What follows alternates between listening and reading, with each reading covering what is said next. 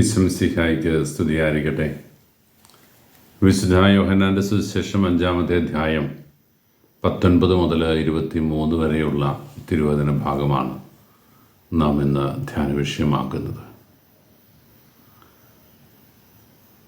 ഈശോയുടെ ദനഹ തിരുനാളിൻ്റെ തലേന്ന് ഈ വചനഭാഗം നമുക്ക് വേണ്ടി മുറിക്കപ്പെടുന്നത് പിതാവും പുത്രനും തമ്മിലുള്ള അഭേദ്യമായ ബന്ധത്തിൻ്റെ ഊഷ്മളമായ അനുഭവം നമുക്ക് നൽകാൻ വേണ്ടിയിട്ടാണ്. താനും പിതാവും ഒന്നാണ് എന്നും പിതാവ് അറിയാതെ താനൊന്നും പ്രവർത്തിക്കുന്നില്ല എന്നും അസന്നിഗ്ധമായിട്ട് പ്രഖ്യാപിക്കുന്ന ഈശോ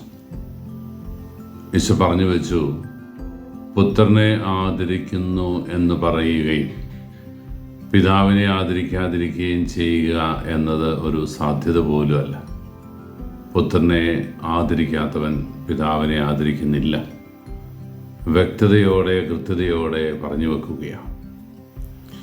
നമ്മുടെ ത്രിത്വൈക ദൈവത്തിലുള്ള വിശ്വാസം ത്രിത്വൈക ദൈവത്തിൻ്റെ ഓരോ വ്യക്തികളിലേക്കും തിരിയുമ്പോൾ അവിടെയൊക്കെ അടിസ്ഥാനപരമായി നാം തിരിച്ചറിയേണ്ടത് ഇവരുടെ ആത്മബന്ധത്തെയാണ്. പിതാവും പുത്രനും പരിശുദ്ധാത്മാവും തമ്മിലുള്ള ആത്മബന്ധം എത്രയോ രൂഢമൂലമാണ് എന്ന് നമ്മുടെ ഹൃദയത്തിൽ കോറിയിടുന്ന ചിന്ത. അതുകൊണ്ട് തന്നെ ക്രൈസ്തവരായ നമ്മളെ സംബന്ധിച്ചിടത്തോളം ഈ ത്രിത്വൈക ദൈവ കൂട്ടായ്മയിലുള്ള ആഴമായ വിശ്വാസവും ബോധ്യവും ഹൃദയത്തിൻ്റെ താളമായിട്ട് മാറാൻ സാധിക്കണം. ഒപ്പം നമുക്ക് ചുറ്റുമുള്ള ലോകത്തിൽ നമുക്കും ഈ ത്രിത്വൈക ദൈവത്തിൻ്റെ സ്നേഹക്കൂട്ടായ്മ കാണിച്ചു കൊടുക്കാനാകണം.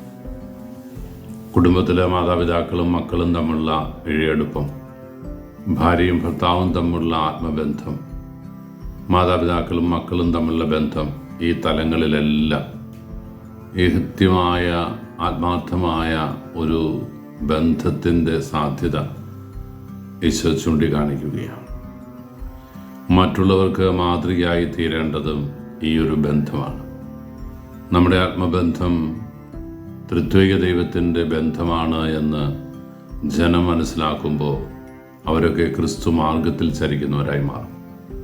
നമുക്ക് ചുറ്റുമുള്ള ലോകത്തിൽ ക്രിസ്തുവിൻ്റെ സമാധാനവും സ്നേഹവും പകർന്നു കൊടുത്തുകൊണ്ട്, ക്രിസ്തുവിനെ അനുധാവനം ചെയ്തുകൊണ്ട് ത്രിത്വൈക ദൈവ കൂട്ടായ്മയുടെ ഭാഗമായിട്ട് തീരാനും കൂടുതൽ ഹൃദയപൂർവ്വം ഈ ത്രിത്വൈക ദൈവ കൂട്ടായ്മയോട് ചേർന്ന് നിൽക്കാനും നമുക്ക് ആഗ്രഹിക്കാം.